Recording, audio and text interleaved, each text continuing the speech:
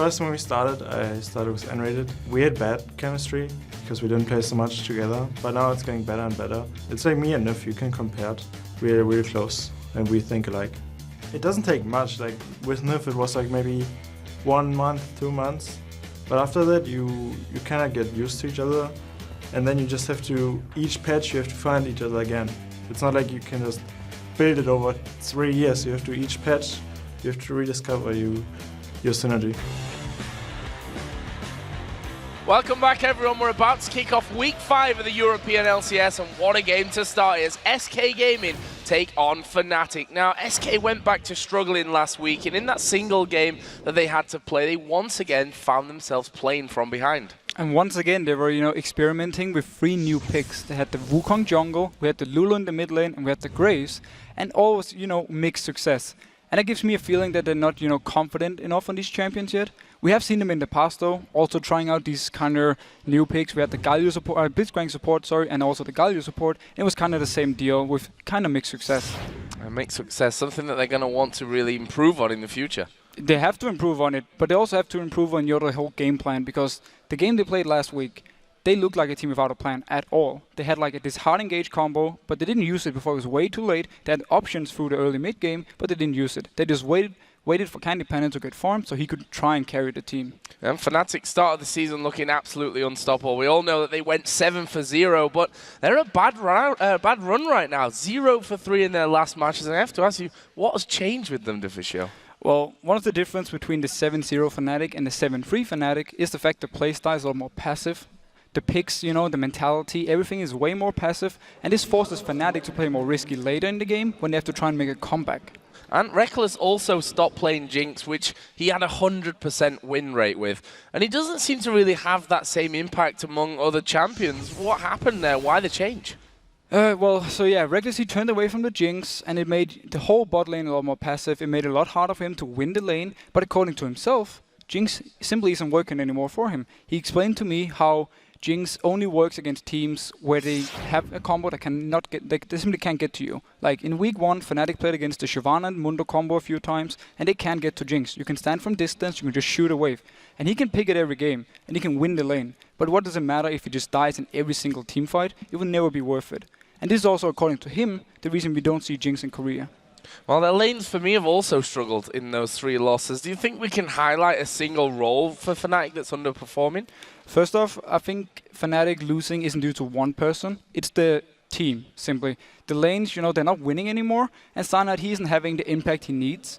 We've seen him play Lee Sin quite a lot, and he did a lot of ganks in the top lane. He didn't do many, early game ganks, but he focused a lot on the top lane later on to try and get swords rolling on these AP champions, and it simply didn't work. But that's not only due to Cyanide. This is the whole team that needs to step up. We have to remember, though, Gambit and Rocket also lost 3 games. So this doesn't mean that, Fnatic is not a top team anymore. And again, as I said before, we don't have to panic yet. And especially the Fnatic fans don't have to panic just yet. They've got plenty more games to come, including this one against SK. So let's have a look at the starting lineups then. Starting on the blue side with SK Gaming. They are Freddy 122 in the top lane, Svenskeren in the jungle, Jesus in the mid lane, the AD carry, of course, Candy Panda. His support is N-rated. And on the red side, it's Fnatic, with Source in the top lane, Cyanide in the jungle, Xpeg in the mid lane, Reckless as the AD carry, and Yellowstar on support. So let's, as we get towards champions, look into these picks, and maybe first the bans first of all, because there are some champions that do have overlap, I think specifically in the support role. Yeah, both supports, they have pretty much the same playstyle. They want to make the engages, they all love to play Annie, Leona and Fresh. And we could see 2 of them banned away, 1 picked, or maybe they just leave everything open and focus elsewhere. We have seen that both junglers can be banned out. They really want these early game junglers like Elise, Lee Sin. We've seen the Pantheon from Svenskeren, and he played Wukong as well. So if maybe they want to target towards that, force this jungler to something else. Top lane wise, we had Freddy on Renekton. In so many games, he's always winning his lane. Fnatic could take it away unless they feel Source is good enough to beat him. Yeah, really been racking those Renekton games up. I mean, we've seen Renekton Shyvana basically from him. Little bit of Mundo in there. Tristana against Gambit, which didn't quite work out, I think, the way that SK envisaged that one. But while we're on the topic of top lane, I have to talk about Soaz and ask you, AP, and specifically the double AP combo that they've gone for. We've seen Soaz playing Gragas. We've seen him also playing LeBlanc. Both those games were defeats.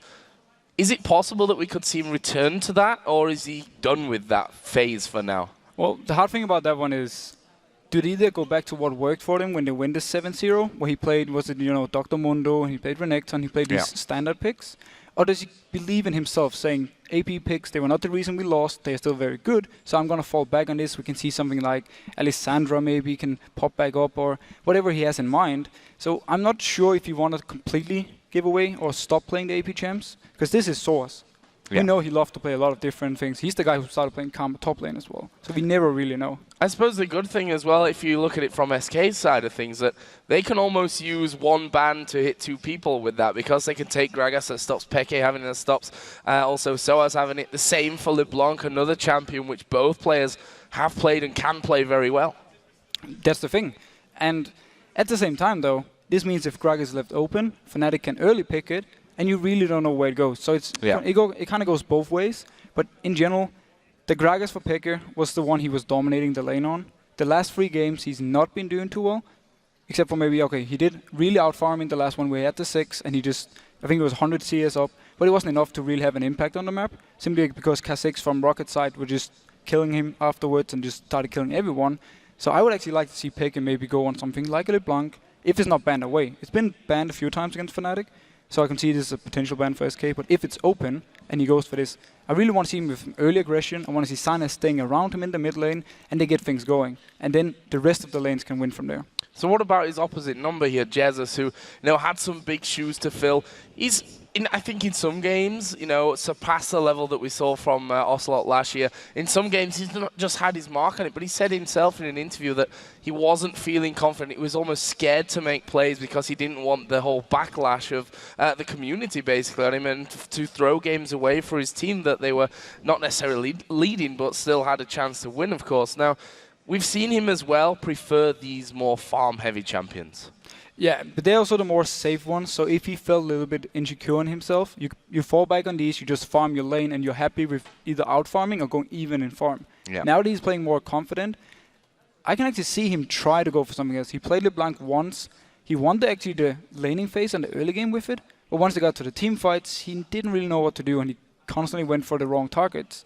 If he's been practicing that more, picking up again, I can also see SK pretty much doing the same thing Fnatic was going to do that I just talked about. The early aggression, shut down Fnatic early game. And, we've seen it before. When Fnatic gets shut down early, they have to make a comeback. They have to play more risky. And that's not what they like. They want to do these low-risk things. If they have to play the high ones to make a comeback, it doesn't work for them. I have to ask you about Lulu here as well, because we've had some talk about this midweek. Not really still sold on Lulu. If you look at a statistic, but more of a performances and how Lulu actually works in a team. You need damage source from somewhere else across the map. What's your opinion on Lulu right now? We obviously did see Jesus play in their last game, actually a defeat it was in the end to the Copenhagen Wolves, finishing 2-2-3. Again, not really having much of an impact. Is that Lulu in a nutshell? More or less. I think she's a good laner. She beats or goes even in most of the matchups. And I think overall she's a fine mid laner pick if the rest of your lanes are doing fine, if you have the damage elsewhere. You completely rely on the fact that you're a top laner. He has to win. He has to play a champion like Renekton or Jax or something that really can bring some damage to the table. You need a DPS jungler who is also not allowed to fall behind. You need to constantly have these lanes and the jungler winning. So once you go to the team fights, you have the damage from these players, and you have the the utility from the Lulu. If you have that, what SK did actually last time, they built like early Last Whisper on Renekton, they built Black Cleaver on Svenskeren with the Wukong jungle, so they had the damage needed. That's why they could actually win some team fights. Overall though, I feel it's a bit too much supportish pick, the Lulu. I don't like to see it on the teams, for instance like Gambit, where they really need Alex to make the plays early and help the team out. Jumping around with Kha'Zix making pentakills all day. Just a quick update, guys, from the stage. Actually, Svenskeren's mouse is having a few troubles right now, so they're just working on getting that issue fixed there. You can see that a couple of admins helping him out. And we talked about Svenskeren and the fact that he is a guy, you highlighted him as a player to watch here, the fact that when they do well, Svenskeren's doing well, but if he's doing badly, SK as a whole team just generally don't hit the mark that they need to hit. But that's the thing, and that's the scary thing about him being more of a hit-and-miss player, because you never really know who's showing up. Is it the good Svenskeren or the more, bad Svenskeren? The reason he's so important for them is because the lanes itself, they are good players, but they don't, beat the people they're playing against just straight up 1v1, except for maybe Freddy a few times in the top lane. The rest, they go even in the lanes. If they have Svenskeren there, if he's having some good ganks, they get ahead. And once the SK Gaming gets ahead, the team fights for them are very good. So they can, take that, take the dragon, win a team fight, and then kind of snowball the game. So that's why they need him to step up and also have some good ganks in the early game. What do you think to his champion pool here? Because he has brought a couple of things out, which, he played a Mumu in the jungle earlier on in the season. Obviously, your more standard Lee Sin, Elise, Vi, all champions that he likes to go for. Wukong against the Copenhagen Wolves. Again, as a whole team, SK just didn't really have any success in that one. But is Wukong the kind of champion you think that Svenskeren needs to bring to the table? I think Wukong, works for him and SK in general, because if you have hard engage on your support and your jungler, you have pretty good, starting the fight with. If you have like an Annie support who flashes in with the tapers, followed up by the sideline from Svenskeren, who generally, when he's having the good games, is gonna get farmed, he's gonna get his damage items, he's actually gonna provide quite a lot. If you could get, like he did versus Copenhagen Wolves, the early Black Cleaver, you shred armor on everyone you hit with the ultimate all the way around. So for him, picking these carry junglers, I like that. And that's, yes, again, it's a bit risky if you fall behind early, but in general, they need him to do well, and that's why he can play these carry junglers, and they can win games from it. And if we look at the losses that Fnatic have had, against Gambit, who have Diamond in the jungle, against Alliance, who have Shook in the jungle, against Rockat, who, they're themselves with Jankos in there, who's not afraid to just build full AP on Elise and go crazy. They're all teams with very aggressive junglers who like a good early game on their jungler. Now, that, if Svenskeren is in form, is surely a way to beat Fnatic here. As you mentioned, early game is the key. Early game is the key. If you shut down the laners from Fnatic, mainly both bot lane and the mid lane, and let Freddy, if he gets the Renekton, turn, let him do his stuff up top, and then you just shut down mid and bot, they can take it from there. They can simply make Fnatic have to extend the game for so long to actually get back that they don't have time for this, and they will lose from it. And again, I think that's the plan from SK. I want to see them with the early aggression, especially in the jungle. Well, it seems like Svenskeren's mouse is fixed, so we can get into the bans and the picks and see what will come through. Already Annie banned out by SK Gaming, and Elise over for Fnatic. The second ban out here was Caitlyn, aimed straight at Reckless. So they actually take away the Caitlyn. Reckless has been falling back to this one a few times. Actually, in two of the losses, I think he played the Caitlyn. So taking that away, it means that they respect his laning, or the Fnatic bot lane's laning phase, and they want to maybe force him onto a Jinx and then try and shut him down that way, even though we have seen him play Jinx before with great success. And the second ban here for Fnatic was actually Kassadin. We all remember Fnatic versus SK at Intel Extreme Matters Katowice, famous backdoor with Kassadin. Generally, he's not going to be let through for anyone, and Fnatic don't want to risk that here. Ziggs taken away by SK, a champion which Jesus is fine to play on, but that will be taken away from this one. Final ban now coming for Fnatic. This means, though, we have the Gragas open, we have Renekton open so far, there's still one ban left. We have pretty much all the junglers except for Elise. Now the Kayle was taken away, which means only Elise is gone jungle-wise. We have Lee Sin, we have Wukong, Pantheon, everything we've seen, and also the fresh support. Once again, we keep touching about this. You take the fresh and you ban away the Annie, so you force the other team to either go Leona or something else, and Fresh versus Leona, it's a good matchup for Fresh. Nice pick up there for SK Gaming here. Not wasting any time getting that one actually locked in, so already had that plan in mind. Question now is, what do Fnatic take away? As you mentioned, the likes of Renekton still on the table. We've been seeing, as I said, Soaz going for this double AP or Fnatic going for the double AP. We'll see if they go for something similar here today. And the Lulu pickup, Yellowstar plays it, and I haven't actually seen Pekka play it yet. He could potentially be taking mid lane. And then also we have the Lucian open. If Reckless really don't want to fall back on the Jinx, Lucian is an option. Sivir is still open. They can do a combo with that. Sivir Olaf, we've seen it from Fnatic before. So there's quite a lot of options for them. And if they do not take the Jinx, I feel like SK's plan of banning away the Caitlyn has maybe gone a little bit wrong. Well, we see Lulu Wukong here for Fnatic. Can't rule out that Lulu being a support Lulu or a mid lane Lulu up until now, but one thing is for sure, those two champions have great synergy. You've got double ultimate knockup from both of them. Yeah, you pretty much have double CC on it. You can also speed up the Wukong once he goes into stealth, so he can like close a better distance, and he can get in the face of the, or get into the back line, pop his ultimate, and then Lulu, if Wukong should drop low, pop her ultimate, and you have like the double CC, and you have a very hard to kill Wukong spinning right in your face. double knockups and Yasuo not banned. Possibility there maybe for Fnatic later. But SK's picks coming in here. We are going to see Vayne locked in as well as Vi. Candy Panda been quite open in saying that Vayne is a champion that he'll fall back to if he wants guaranteed results. And this explains the Caitlyn ban, because Caitlyn is very hard to deal with for Vayne in lane due to the range difference. So banning that one away, taking the Vayne now, he's confident he can beat Lucian, Jinx, Sivir, whatever Reckless is gonna pick, maybe even a Varus. He's confident enough he can get the farm he needs and get into the late game point where Vayne is so strong. The Vi pick up for Svenskern, it's good. It's all around a great pick, and once you get to late game again or the team fights, your ultimate can single out a target and you can simply burst it down. So what will Fnatic add in now to that Lulu Wukong? And maybe even more interestingly, is that a mid lane Lulu for Peke, or will that fall to the hands of Yellowstar? And it looks like it will be a support there, because Peke going in for that LeBlanc.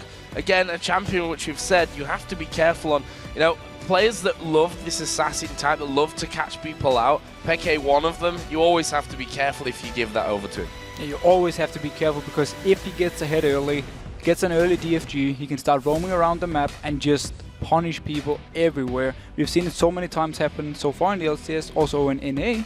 The Lucian pick, it was a bit like we talked about. Caitlyn was gone, he doesn't want to play the Jinx, he has to fall back on the Lucian now. Fine enough versus Vayne, it will beat Vayne in the lane, but not at the same time, or like in the same way that Caitlyn would.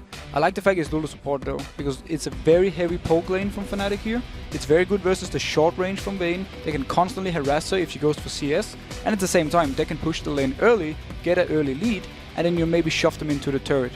So Jez is going to get his hands on Orianna here, and it will actually be the Troll coming down for Freddy. 1-2-2, and a Rumble locked in there at the end from Fnatic. Alright, so instantly locking in the Rumble versus Trundle. This simply means for Soaz, he believes that he can free farm versus this Trundle. He believes that Trundle can really get to him. He has its shield to like speed him up. He can slow Trundle if he moves to him, and therefore farm enough and get into the teamfight scenario.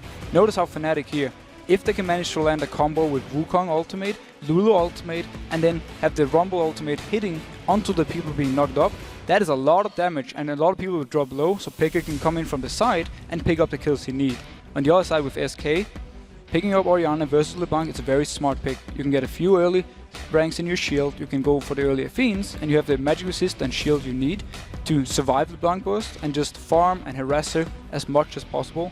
Trundle pick up, I think it was more or less just a safe, because it was the blind pick, he didn't know what he was going against, so it's just for him the safe pick. Bit surprised he didn't go for Renekton though. So what about the two comps in this one? Because we've seen time and time again an Orianna, brilliant if you can hit the shockwaves in the right place. On the other side, you've also got a combo that has to be pulled off. You know, very teamwork-centric combo there to get everything in the right place at the right time.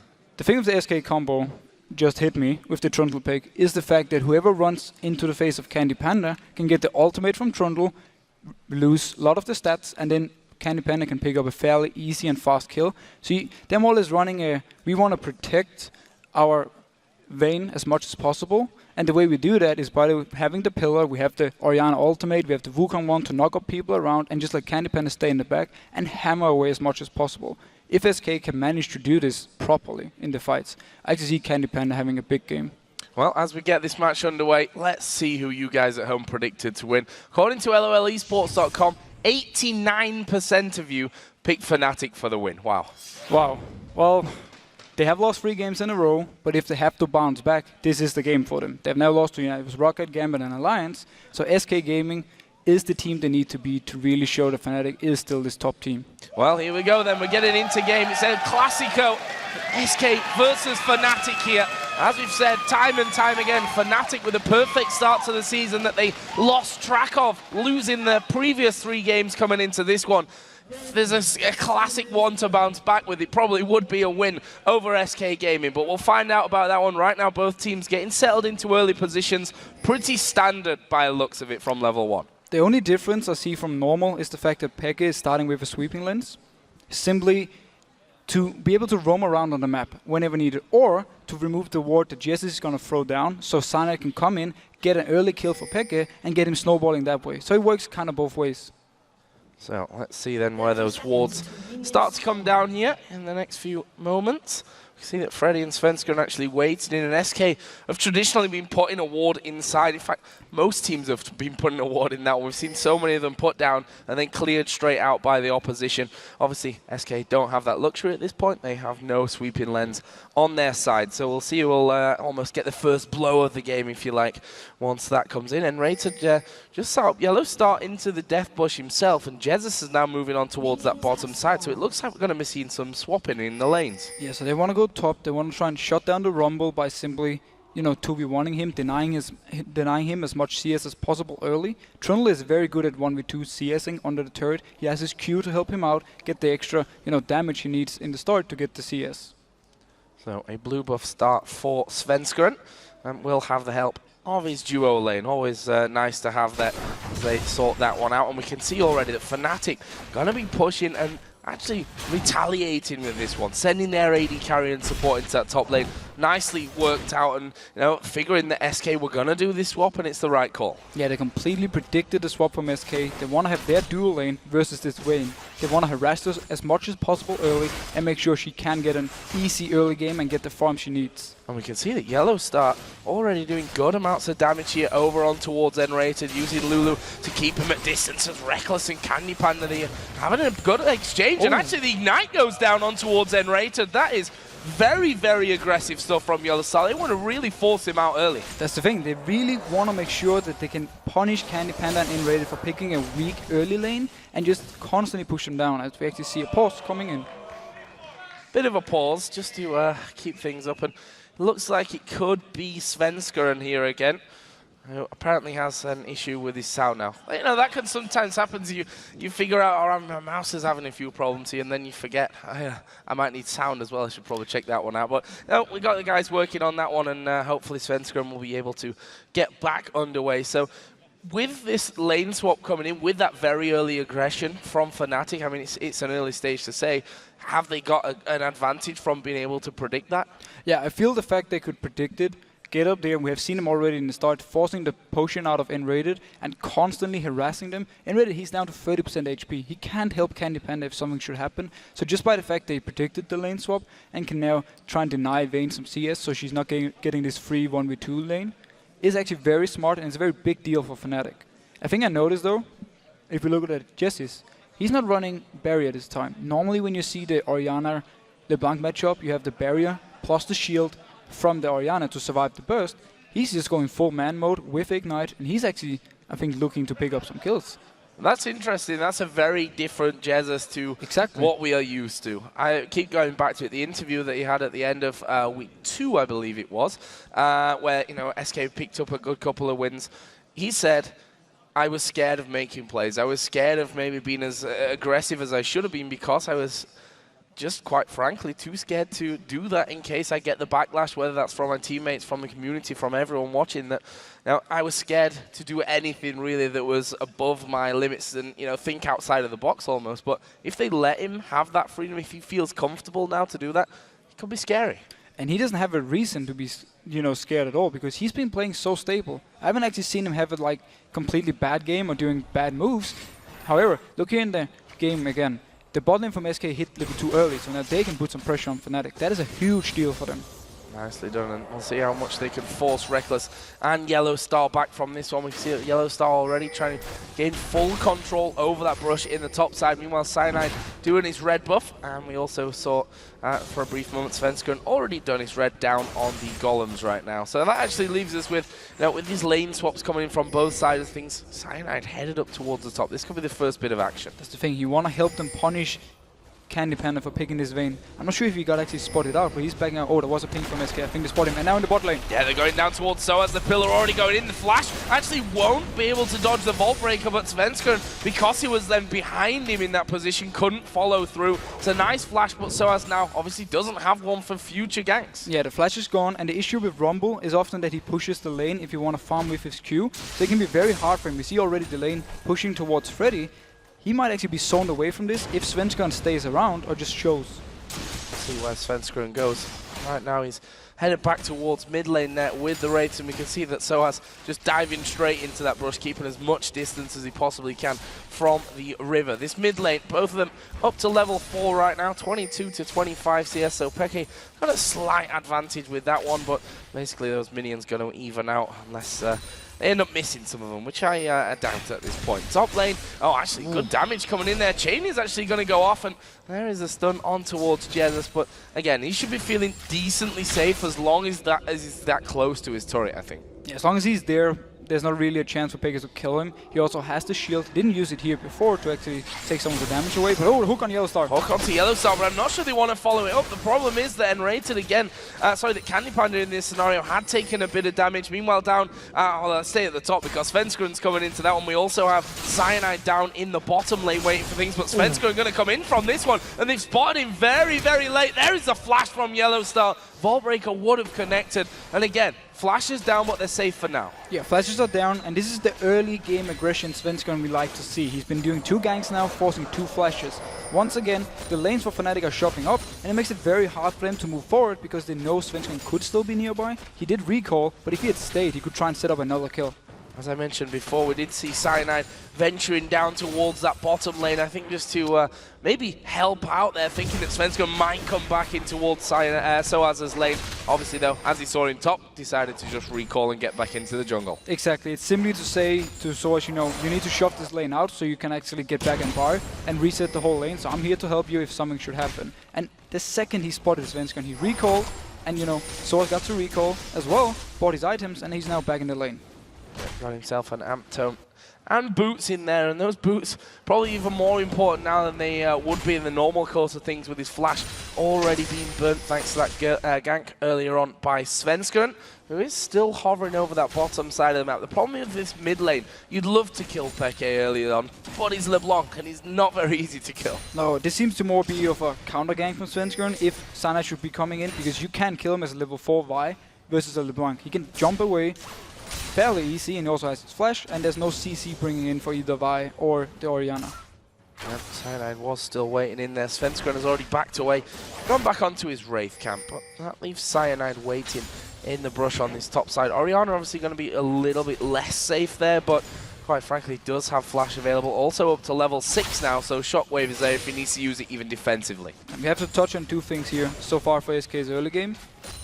Freddy, he's more or less dominating Soaz in the bot lane. Yes, he had to use the flash on the Svenskron gank, but he's getting a 10 CS lead so far. He's pushing in the lane.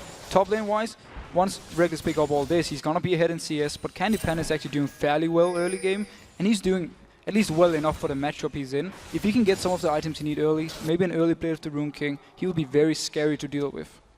Cyanide once again headed over the river, and is he going to go for a bit of counter jungling here? Does have himself a ward available, so maybe he just wants to get some vision down as deep as possible, and that's exactly what he'll do just as these blue buffs start to spawn back into the game. Jez is of course going to be gifted that one by Svenskron, and I'm imagining the same over the other side. Actually, Cyanide is pinging down by the red, and he's going to put a ward down in there as well, so he's got vision on the red and the possibility of a steal. Yeah, they really want to be aggressive here on Fnatic's side.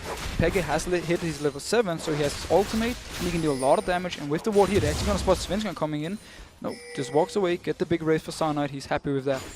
Taking that away with his smite, which means it's probably not going to be up and available for him by the time that red buff for Svenskron does come in, considering the fact that he'll have to go back home onto his side of the map for now at least, and be helping out with that blue buff there for Peke.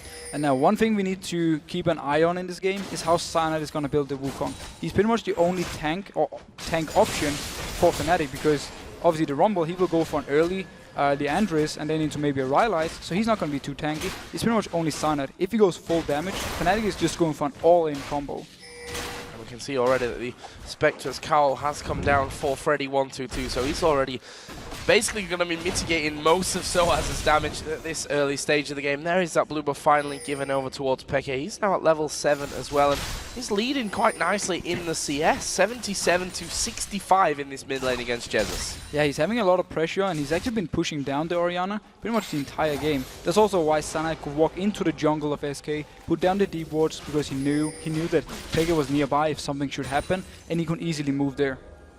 There is that sweeping lens used by Peke on the top side of things, so he knows, and you know, great timing for him as well. Clearing that one out means that Cyanide, after doing red could come in, he's going to go to Jesus. Not a full combo there, just trying to get the harassment in and force Jesus to be as low as possible for a possible Cyanide encounter. Just as I say that, he actually starts to recall, but in the top lane, Vi is there as well, but they're pinging directly on top of it. Yeah, they're pinging him out, they don't want to risk anything, and they know, you know, they expect him to actually come here. He's going to try and sneak around. If he can get the lantern from Enrated. Oh, Freddy going on source and bot though. Backs away. Yeah, he uses his ultimate there, which obviously going to give him a lot of that HP back and steal some of those stats from Soaz. As Soaz comes diving back in there. Interesting to see how this one really develops, because obviously no kills coming in just yet. Soaz's flash is now available. The teleport on Freddy, which is not something that we really touched on before, so his kill potential there drops even further with taking that rather than Ignite, but it means that he can also be elsewhere on the map. Yeah, and it means also late game he can focus more on pushing the lanes up, while the rest of the SK is somewhere else on the map, and he can then teleport in if needed. So it's you know, early game aggression you lose by not having Ignite, but by having teleport late game you have a lot more map pressure. You see already the Haunting guys in for Soaz, so he's going to be starting to do a bit more damage. You're going to see the Assault and Battery coming in here on towards Peke. There is the Cyclone coming out, and they're going to focus on towards Svenskeren. Have they got the damage? Yes, they do.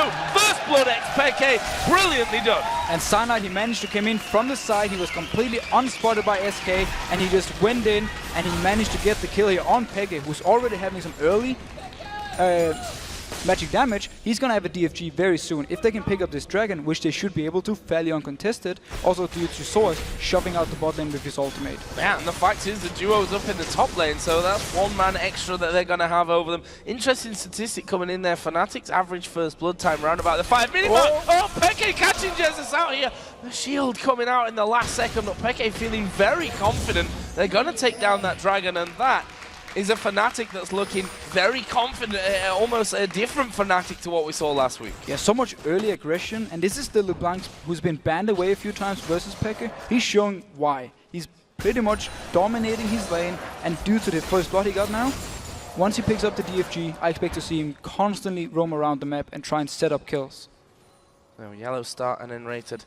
Just having a bit of a face-off there by the brush. Both of them just getting wards down from that to make sure that they've keeping up on that vision. So 1,400 gold lead that they currently have. And you mentioned the DFG as well, by the way. I just want to mention that because Peke has now finished that one off, which means that if Jesus was having a couple of tough times with him before, it's only going to be getting worse now. Yeah, this is a 11-minute DFG.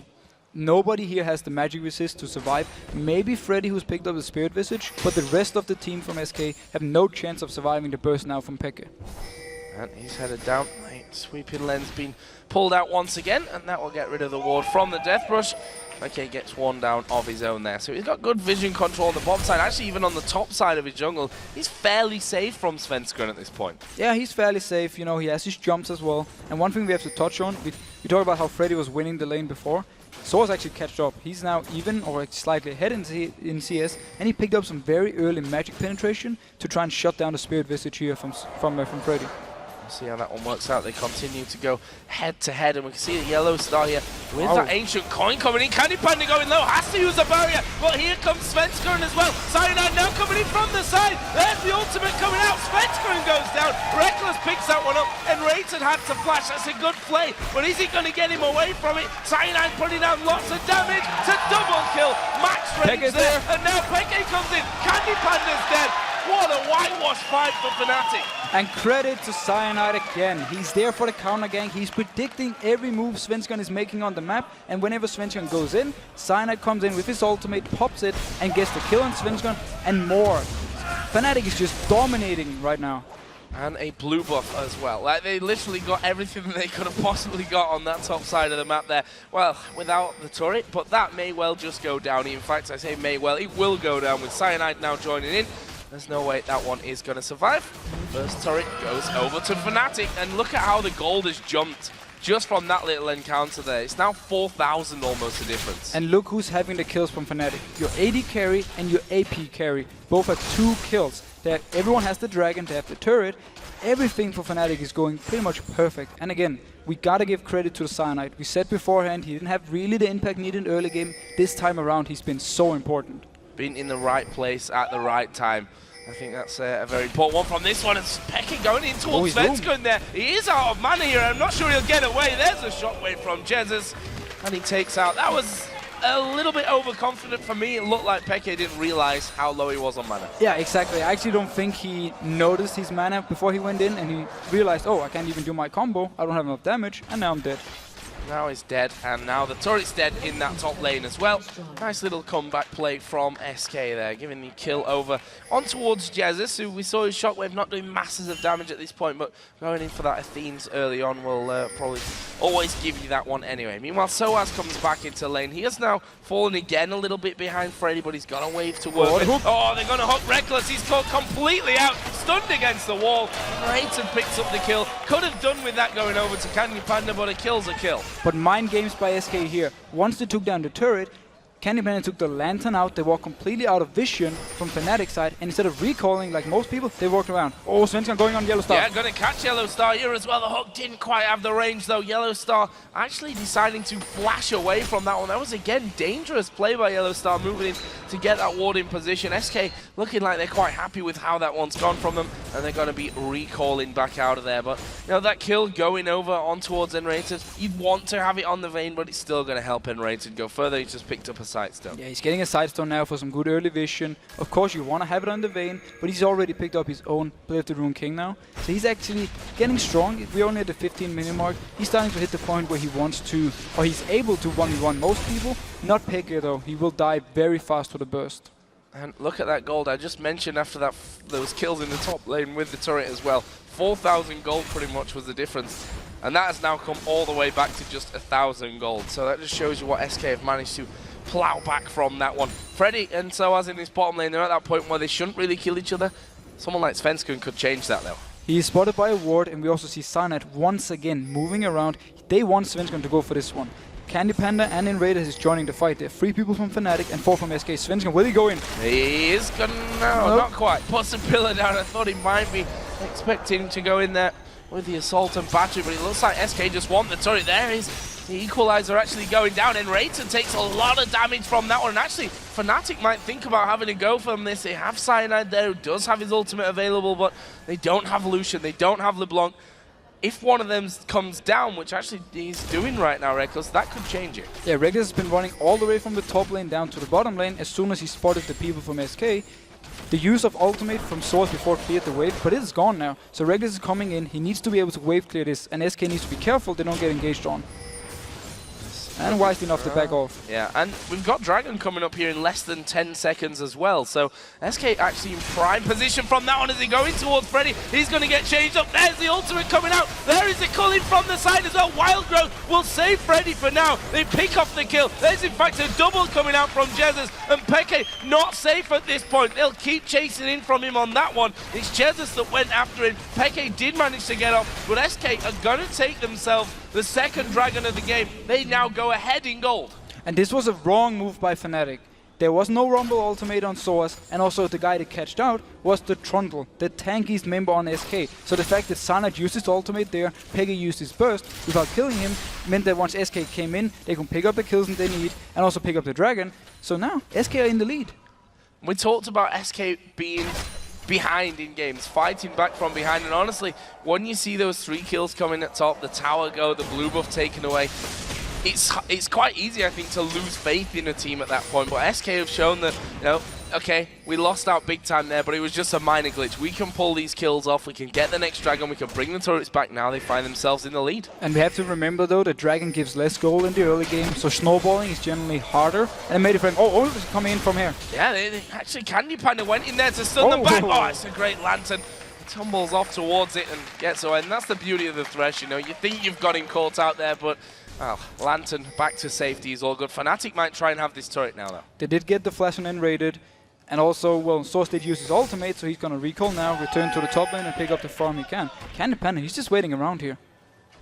Hanging in. Will actually be spotted by a ward here, doing the golems, which I think Fnatic are fine about. They know where he is, and then Rayton, he's going to get caught out from this one. He's going to drop the box in position, which will slow them down, but Reckless, he can burn off that slow anyway with his dash. Picks up a kill. Peke actually doing the raid seal, spots Svensson. Has to flash away from it. That was interesting play again. A lot for Wraith for me. So again, a bit of weird play here from Rated. He stayed with the turret even though he's gonna die, and he was the only guy there. No flash because he has to use it before when Source used the ultimate on him. So he more or less just stayed for no reason and just died for it, giving up another kill for Fnatic.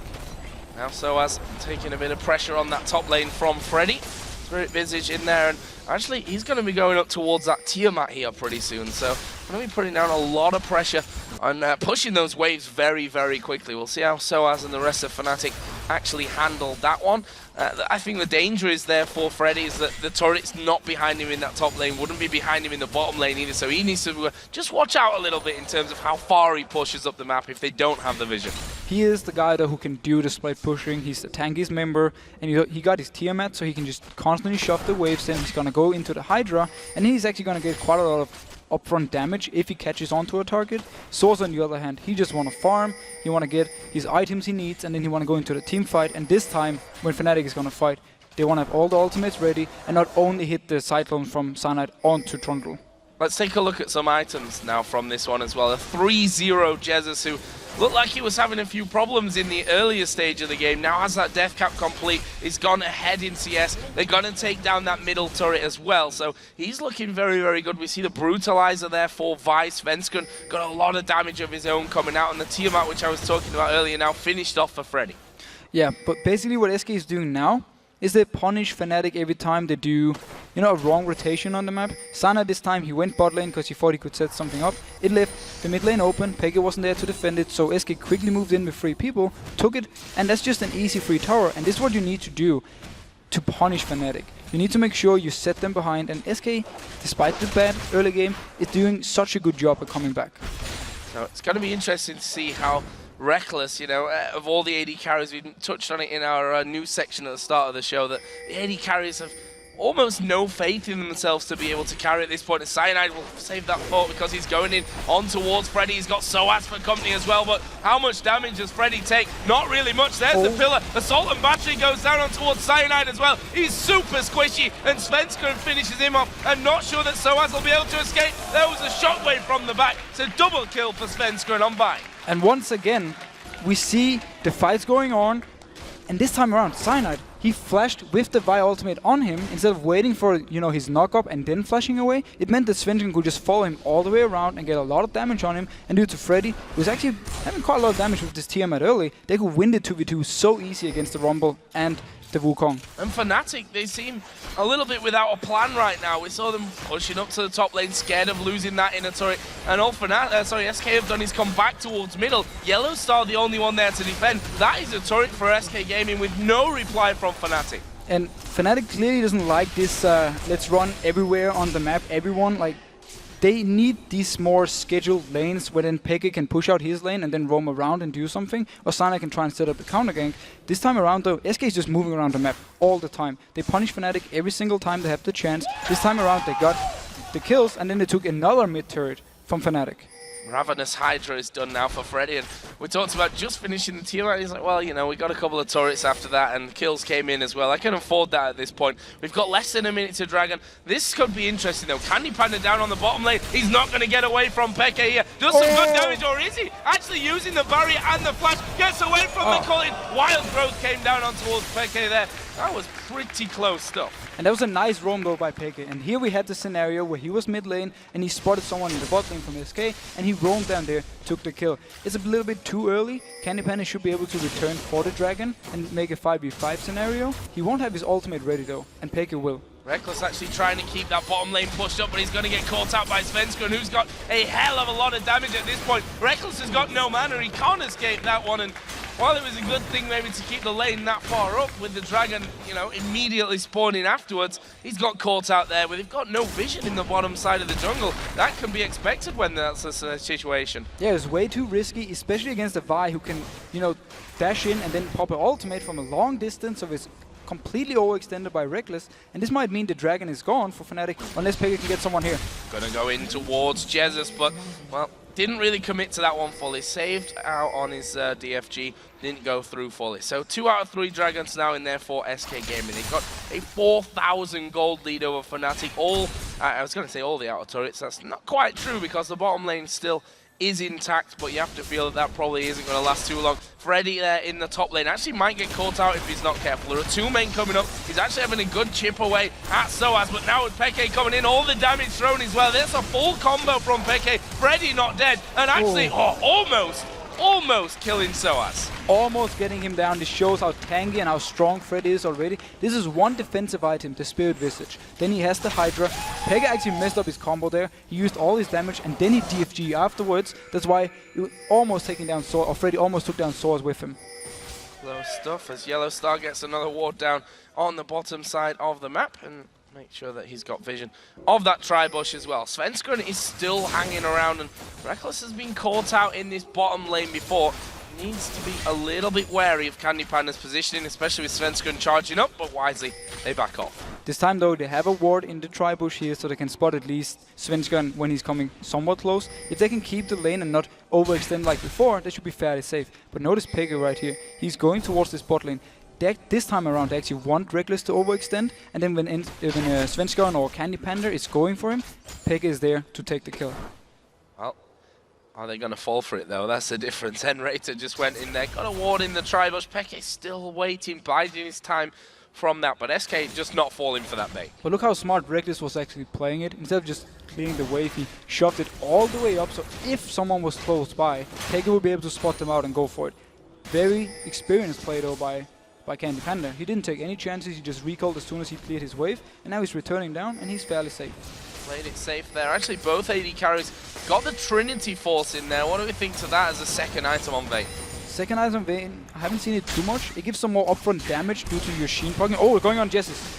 Okay, not going all in on him there though, and Jesus will live to fight another day. Meanwhile, Svenskeren and Freddy have come down to this mid lane, which actually means us a 5 versus 4 in middle. Crucially though, with Candy Panda down in the bottom lane, pushing that one out, that means that Fnatic are going to have to split off and stop him here, or they'll lose that turret. Yeah, and that's actually what I like about this Trinity Force, because it gives him more dual power. Due to the fact he has his phage, it's going to speed him up, and also, again, the upfront damage he can do with the Sheen proc, it's going to give him the edge in the 1v1 scenarios, no matter who Fnatic is sending down there, unless he's called X-Pecker.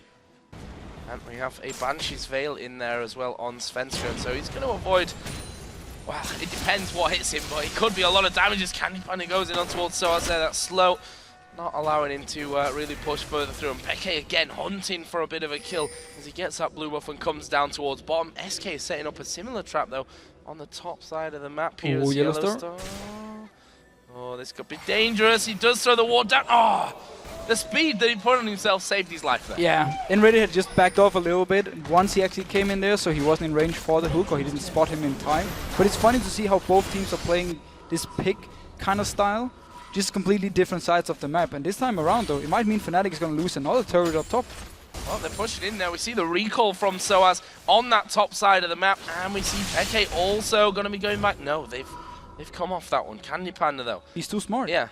He's smart right now, there's no doubt about that one, just sitting there in lane, and he sees Soaz coming out, and that's the kind of thing that'll keep him playing smart like that. When he sees, okay, I'm not sure if someone's there, and then Soaz all of a sudden comes out the bush, that just confirms his fears, and he's not going to do it. Basically what SK is doing is they keep an eye, or they keep calling whenever they haven't spotted Peke. So if they're saying we haven't seen him up top lane, we haven't seen him for the last minute, Candy Panda knows there's a chance that Peke is standing in the bot lane. So that's why he's not moving forward. Even if Peke were there or not, as long as they don't see him on the map, we won't see Candy Panda move forward.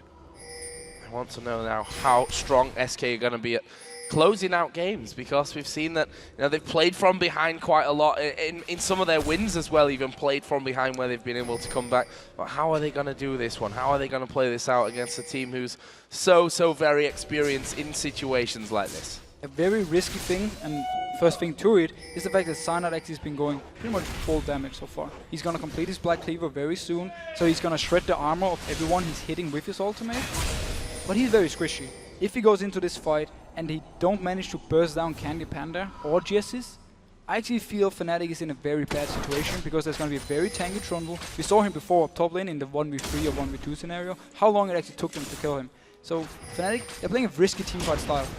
Well, Candy Panda going down onto the bottom lane. Actually, Soaz going to throw his ultimate in. There is a barrier. A good slow, but Soaz is not escaping this one. Candy Panda flashes in there. 1v1 kill. Says thank you very much. Lulu's coming down, but Svenskeren's already there to stop them coming around the back.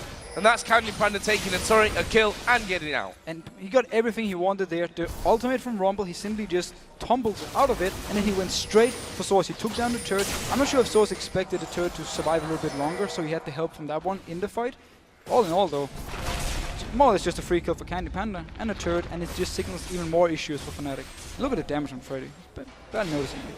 Yeah, and doing good damage back there on towards Xpeke as well. And that's perfect timing, almost perfect timing. 15 seconds until the next Dragon of the game. Obviously, progressively being worth more and more money right now. 6,000 gold is the lead that SK Gaming have. We're about to hit the 30-minute mark of the game, and SK are setting, or looking to set something up here. Freddy's actually on top of the one, will get down the pillar in there, but not sure that they're going to be able to catch on towards Peke. But if they come for this fight, I'm not sure that Fnatic have the power. They don't have to fight for this one. If they can go for the mid turret instead, they can trade them 1-for-1. Oh, they're going in. Oh, they're kind of half and half right now. Not really going for the turret, not really going towards Dragon. And Svensson dives right on the top of them. There's the pillar going in. Will SK try and follow this one up? They're all bunched up, which Jesus, I'm sure he's licking his lips at the thought of that one, of getting good 4-5-man shockwave off as he gets burst down there from Peke, but not totally finished off. There's the equalizer. Freddy going to the front. This shockwave only catches Yellow Star, who wild growths himself. Peke going low. Soaz is low on the top side as well, and they will surely be able to catch one of them. Candy Panda goes too far. He goes down. Peke is still alive here, and actually SK just don't have the constant damage to finish these ones off. No, but Candy Panda, he had everything. They keep fighting though. That was interesting. Peke went in, Svensson was waiting for it. Basically just Vault Breaker right back in his face. And that will leave us with a 1-for-1, a very prolonged fight. Alright, so we had the Rumble ultimate coming down. Cyanide, he went in with his Cyclone onto Jessis, who was stuck in the Rumble ultimate. But due to him having Hourglass, they couldn't kill him. Candy Panda, we're gonna see right here. Notice Pega's position here up in the top. He's going for Candy Panda as soon as he spots him out. He comes out of stealth right here, and he's gonna try and burst him down. It doesn't work for him, which means Candy Panda at this time, he actually has the chance now to clean up everything. So he's going too aggressive, as we're gonna see just in a few seconds. And Fnatic can turn on him. Look at Reckless, popping so much damage onto Candy Panda and killing him. Had he stayed a little more passive, he would actually be able to finish off all these low targets for Fnatic. Instead, we see Peke being a little bit too aggressive once he's going in here. And very smart play by Svensson. Notice here how he jumps straight into the face. Boom, gets the kill. Already charging up from that one. Interesting little fight from that. A close drawn fight. But like you said, if Candy Panda would have not gone that maybe inch too far there, that could have been a different outcome. Actually, SK clearing out Baron at this point. I mean, we're 32 minutes almost into that game, so we're getting to that point where we're going to see some fights being forced there. And it's actually a Baron that SK can take down fairly easy, just with Trundle, Vi, and the Vayne, and just keep Jessis and Enraided somewhere else to try and bait Fnatic not to go and check it, or maybe to keep them pressured away. Going back to the fight though, we really saw how squishy Fnatic is with the lineup they have. If they don't manage to get down an instant target, it's very hard for them later on, unless someone from SK overextends and they can then turn around and get the kill. Because Freddy, we saw it even in that fight, although he did go low, they put a lot of work into getting him down. Got the Randuins, that Spirit Visage in there, and now we're going to see how well they can track him down. Soaz and Reckless going into him, and Freddy just doesn't care. Equalizer will actually force him to back away a little bit. The culling coming out, not getting the full burst of damage, but they will finish him off. Reckless picks that one off, and Freddy maybe thinking he was a little bit tankier than he was. There's Wild Growth coming on towards Peke, who's looking for a chance over the side here, and he's going to find Svensson, but I don't think he's quite got the damage to finish him off. There's Command Protect. Peke not done just yet from this one. He's going to keep chasing. There is the chain going down, and he will be able to lock him up. The hook missing off to the side, and Peke continues to chase them away. Meanwhile, Candy Panda has taken down the inner turret in the bottom lane. He needs to be careful now though, because the rest of the Fnatic is trying to close in on him. I think Lulu and Peke will be able to catch him out down here. If they choose the right path. Yellow Star going off to the side. Peke is now in position to have him, but Candy Panda got into the brush there. Is he going to be able to get away from things? Peke still off to the side, and honestly, Candy Panda just walked away from that one. He's pulled the entire team of Fnatic down there. And SK going straight to Baron. What a move. Teleport coming in from Freddy. They will get this Baron. There's no vision from Fnatic. The entire team moved for Candy Panda, and they didn't even manage to pick him up because he got into the bush, and the rest, they didn't want to follow it, and nobody even thought about the Baron. SK, smart calling, straight away they just go there as soon as they noticed how many people from Fnatic were actually bought, and they just took a completely free Baron. Very, very smart play by SK Gaming, and now they're approaching that 10,000 gold lead. Interesting to see how they do with this Baron buff on there. We can see there's a lot of gold to be spent across the board. 1,400 for Jesus, 1,800 for Candy Panda on Vayne in there as well. And we see the Banshees being picked up by Candy Panda, meaning Peke won't be able to burst him down alone. They need someone to pop the Banshees, and they probably need either Cyanide or the ultimate from Source to also hit onto Candy Panda so they can try and kill him. We saw the fight Team 5 had in mid before, how Peke's burst wasn't enough to get him down through the barrier, and due to the Blade Rune King heal as well, Candy Panda could stay alive. So the next team fight for Fnatic has to be more or less perfect. They have to hit the back line and instant kill someone. They need to kill Jesus before he can Sonya's, or need to kill Candy Panda before he can start dancing around. All ifs and buts at this stage, which Fnatic up until now not really been able to prove us wrong or right either from the other side of it. We've got a minute till Dragon comes up as well, which SK have obviously been doing a great job of taking on their previous spawns. And Candy Panda just going straight back down to the bottom lane, going to keep farming. Reckless himself has done a great job with the farm. 347 he's up at right now, 5-2-0 with kills as well. But as we said, can they get through these defensive items that SK now have in there, which Fnatic just don't have? Yeah, Fnatic don't have them. The most tanky member is Cyanide, who's picked up now his Warden Smith. That's ready, but going on Freddy again in top. Yeah, Freddy getting caught out that last time, and it's going to be exactly the same scenario here for him. Peke's going to finish that one off, and, well, quite frankly, he's running a bit of interference there, trying to drag them all up. The rest of SK were in that mid lane, but now they realize they have to back away. Freddy didn't really do any damage to anyone, which means that by the time these pretty mobile champions that Fnatic have got come down there, they can't stick around and fight. No, Freddy, he overextended quite a bit. He was waiting for Candy Panda to shove off the bot lane, so both the side lanes could move up to the turret, at the same time, forcing Fnatic to not send more people up and kill Freddy, because they had to spread out and defend. He was a bit too fast up there, and that's why Fnatic could pick up a fairly easy kill and not lose anything anywhere else on the map. So SK lying in wait right now. The Dragon is in fact live. Will Fnatic dare to push out? We still have Baron buff on all but Freddy here. We'll see how that one goes for him. Fnatic have Peke up in that top lane, and that means that Svenska going to head off towards the Dragon. Will probably just be able to finish this one off on his own without any real problems or counter push back there from Fnatic. But look how strong Svenska actually is. He has Banshee, Sunfire, and he has some damage. If he's able to get onto Reckless, he's actually being able to kill him. We've seen it before also in this game. So he's more or less playing the right role, and the good Svenska we talked about in the pre-game we need to see. And, well, that is an aggressive position from Svenska right up against the wall, and SK looking to maybe get in here and do some damage onto the tower. The equalizer goes down, and I have to say that is pretty much a wasted ultimate at this point. Yeah, I don't even think he hit the minion wave on it. He tried to get Jesus, and then he could jump on him and maybe knock him up and kill him before he could Sonya's. But it simply didn't work, and now the Rumble ultimate is gone. Freddy will constantly push in this mid lane, and SK could even just group up as 5, go for this turret, and then take the fight if Fnatic wanna go for it. See the Lantern put out at the front there, so if Candy Panda gets in position to do a couple of turret hits, then he can get back into it as well, and there we go. Turret starts to be pushed down as Cyanide tries to dive in there. Salt and Battery going on to him. He does ulti, but that's really only to get away. He's not done anything with that ultimate, and that is bad news as Candy Panda pushes forward, starts doing in the damage. They're going to be able to take down Lulu, but that's only one man down. They get the inhibitor, and it's a smash and grab here from SK. They've taken the bottom in him. They may just tank up this middle turret as well, or will they? I think they're a little bit wary of that one as well. I mean, Freddy at this point can tank those turrets up, but still risky. Yeah, but once again, the very squishy combo from Fnatic are not able to do anything, because as soon as they go in, they have to back out again. See against Cyanide, he goes in, instantly backs out. That's all he can do. He pops his ultimate, spins out, and he's almost died for it. Yellowstar ended up dying for it, and all in all, the combo from Fnatic, the shields, and the fact that Candy Panda simply cannot die right here, is gonna be so hard for Fnatic to deal with. Top lane, I suppose as a bonus for Fnatic right now, has pushed all the way back to the inner turret. But SK going to be taking all their buffs away. Red buff for Candy Panda, blue buff for Jesus.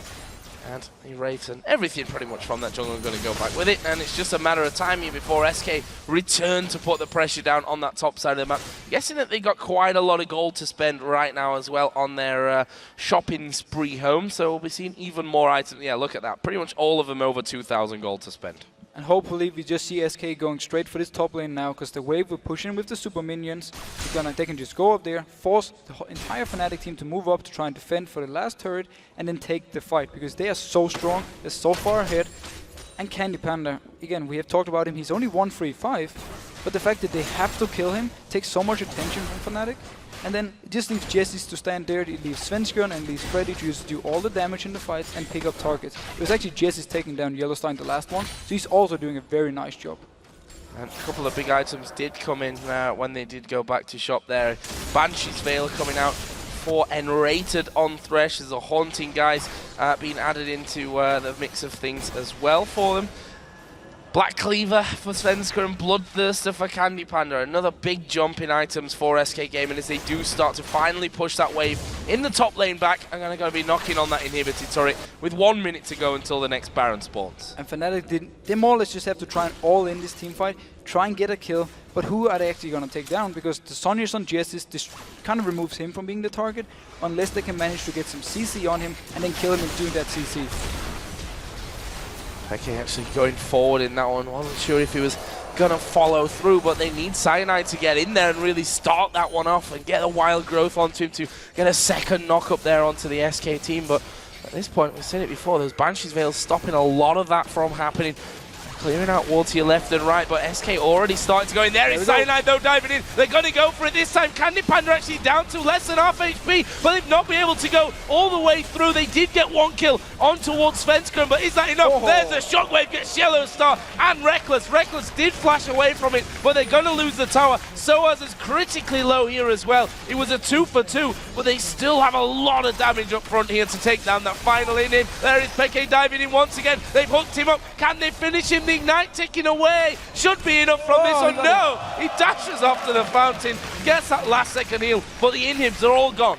They got the inhib, and they were actually fighting the entire team fight under the turret. It was a perfect engage by Fnatic though. They got in, hit the Cyclone onto Candy Panda and got a lot of damage on him early, but he managed to get out of the CC and probably split of the Rune King to heal back. And then from there on, SK could start picking up the kills they need. Due to the tower though, and due to Reckless being able to take down Svenskjørn, they actually traded even, except for the inhib also going down in favor of SK. Another couple of items coming in with a Guardian Angel now for Freddy. If he wasn't tanky enough and hard to kill before, then he's going to be doubly that at this point. Jesus also getting that Leandra's Torment finished off as well. So with no inhibitors up, this is just pure pressure now from SK. Fnatic can only defend. There's a Baron which SK will take for free at this point in the game. And SK can just wait to move in together with the 3 waves of super minions, making it even harder for Fnatic to do anything, because the super minions, first of all, they will kill your turrets, the Nexus turrets, really, really fast if they get the chance. But they also do quite a lot of damage to players, so if you fight in between them, it's going to be very hard for Fnatic to do anything. So the trick for them is trying to shove out the wave and then hope that SK moves in too far, a bit too far, and then try a hard engage, just like we saw before, hit the Cyclone on multiple people and try and pick up a target. Well, there is the push from SK now with Baron buff on, as I said, a freebie for them on this second spawn into the game. And they're just going to push straight up this middle lane. We've got super minions coming in on the top side of things. That mid lane has had its inhibitor respawning in there, so something for SK to actually take down before they move forward. Actually, we're going to see the talisman pop there, but Fnatic pretty much just running around in circles from that one. A Cyanide down to half HP already. There is the inhibitor going down. Freddy finishes that one off, and they focus a lot of damage onto Freddy because he was at the front. Yeah, but all the poke the SK did to Cyanide meant he couldn't engage because he was too low. Oh, they're going on Pegger. Yeah, they're going very deep with that Assault and Battery, but look at the damage just from Svenskjørn alone. That's going to force him to go back and heal things up. Cyanide is going to go low. He does get his ultimate off in there, but he's popped by Candy Panda, and now SK are closing in. One Nexus turret's already down. The second going to be picked off as well. Fnatic backing away, and this will be a victory for SK Gaming over Fnatic. And the story in this one, not only a fantastic win for SK, but Fnatic continue on that trend of losing 4 games in a row right now, and that was a bitter one for them to swallow. This was such a messy game. Fnatic, they got 4-0 in the start. We were talking about, oh, they're so aggressive, everything is working out for Fnatic, and then they just kind of drop it on the floor. SK picks up the kills they need, they can pick up turrets, and also get the dragon, and suddenly they were ahead. And then teamfight-wise, SK was just a lot stronger than Fnatic, mainly also due to the builds and due to the fact that Vayne and Orianna late game, that is an insane combo. So they simply managed to just win every single teamfight. And it's interesting because of that start for Fnatic, you know, the point where you almost look at it and think, okay, that was just 3 kills, turret, blue buff stolen away. That's the kind of opportunity you need to win a game. You know, that is the possible defining moment in some games that we see. But we saw then Peke got caught out, it turned into a dragon here and a bit of a pushback, and they just did it so well, SK Gaming. This is, again, SK's been one of those teams where they look good some games and a completely different SK turns up for the next one, but this one was a very much on fire SK Gaming. We have to give them credit that as a team, they're showing up often or more often the last few weeks. Like the first few weeks were not too good for them, but now they've been playing so well. And all in all, the rotations on the map from SK Gaming, they were just better than Fnatic's, because every time Fnatic was moving somewhere and they spotted them out, they just took something, either turret or got a kill somewhere on the map, and that kept extending the lead. And then again, the fact they had such a late game teamfight combo, once you get to that point, it is very hard for Fnatic to do anything. I have to ask you, what was your highlight of that game? I mean, there was a lot, as you said, it was kind of messy. There were a lot of skirmish fights in there, but there were some really great plays. For me, Svenskeren looked so impressive. Svenskeren, and I would also say Jessis, really impressed me in the teamfights. He landed the shockwaves, he got the shield, and also he managed to survive the laning phase versus the LeBlanc. And he was a big factor, because every time there was the engage from Fnatic, they went on someone else than him, except for the one teamfight where he Sonya'd. He was there, and he kind of landed the ultimate and got a lot of damage onto the team, and then the rest of SK could turn around and get the kills. Well, don't forget, you guys can let us know what plays made an impact on you by tweeting at LOL Esports and using the hashtag LCS Big Plays. It's hard to really say anything more from Fnatic's side of things. We asked earlier on, you said don't panic, Deficio. Do people now have to start panicking? I would say a little bit, yes. This game for me was a bit of an eye-opener. They got so far ahead early with the 4-0 and also the Dragon. I thought, okay, this is the old Fnatic. Now they're going to win this game and just snowball from here. But the fact that everything just went wrong from there shows some of the shot calling, maybe the confidence for them has been dropping down. It's just going to get worse and worse. So I would say maybe we should start being a little bit worried. Well, we'll see. There's still plenty more games to go this season, that's for sure. Guys, we're going to take a quick break, but when we come back, Shocks and Quick Shot will be talking to Candy Panda from SK Gaming. Then the Copenhagen Wolves will be on the hunt against the sizzling Super Hot crew. Both teams needing a win here to pull away from the pack at the bottom. And with the Olympics currently happening over in Sochi, Russia, we asked the European LCS pros to tell us who would be on their Dream Olympic League of Legends team. And some of the answers might just surprise you. I think it's really cool what we saw with the All-Stars if you have people from countries against each other, and I think it could make for some heated games and some heated discussions among the fans. It would be really tough to get a good team for Finland. I think that Poland has a lot of players. Constructing a team there shouldn't be too hard. Polska for the goal! Yeah. I would definitely bet on Russia in League Olympics. Fair enough. Like for me, the dream team in Spain will be like Peke top lane, Peke mid lane, Peke AD, Peke support, and me in the jungle. It would be crazy, no? That would be the perfect Spanish team. I think the Belgian team will be actually decent. Creeper support, me as mid laner, Jox as AD obviously. I've duo queued with Shocks a few times. It was interesting. I feel like I could do better now. I farm champions, I don't farm minions, so I think we'd be a good duo. Maybe Denmark, they got a lot of strong players. Wicked in the top lane, we have Froggen on support, we have Mr. Alice as the AD carry, and we're gonna fly in Bjergsen as the mid laner, and then of course we have Svenskeren in the jungle. And I'll be the manager. Wait, who's the AD? This guy? He's too passive for me.